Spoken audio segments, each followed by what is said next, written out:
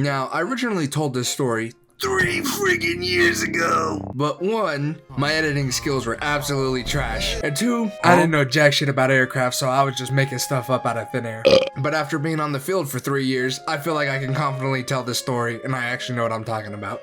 Stop the cap.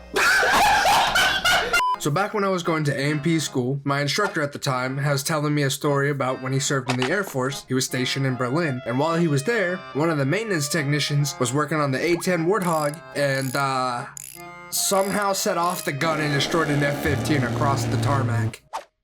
And at first, I was completely baffled. I was like, there's no freaking way. No way. He's just making that up. He just wants to be funny. But, I mean, take a look at Boeing. Obviously, these kinds of mistakes happen. But I gotta be careful because, you know, Boeing, say something too crazy, bro. They send a hitman on you. Oh, I swear to God, if I had my fingers going right now.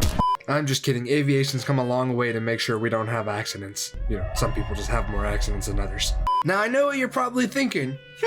How did that happen? How did he do that? And for me to explain that, I have to explain to you what the weight on wheel sensor is. For regular civilian aircraft, they have these weight on wheel sensors located right about here, probably in all aircraft. As you probably guessed it, detects that the aircraft's on the ground and won't let you lift the landing gears up. And you were like, well, why would you lift the landing gears up when you're on the ground?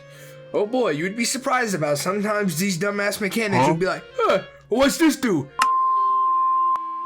Warthog. It's crazy, but it has happened, and that's why we have them. Now, that's on civilian aircraft. So on military aircraft, not only does it keep you from lifting the landing gears while the aircraft's on the ground and collapsing it, it also disables all the guns and weapons. So long story short, while he was doing the ground maintenance on it, he ended up inverting the switch, either through some squat switch boxes you could hook up to the landing gears to simulate the aircraft in flight, so it was probably in a configuration to fire off its rounds, or he could have fucked something up. More than likely, it was option number 2. Now, after being on the field for about 3 years, I can confidently tell you this is exactly how it went down. Yep. Yep. Makes sense to me. I can't fucking read. You don't need that, my man. You know what?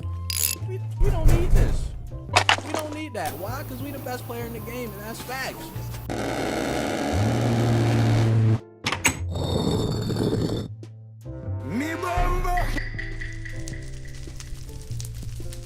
How long I've been waiting for this. Woo, I'm about to make a name for myself, yeah. I don't think you guys walk away from this. You just make sure people know what happened here today. That's it?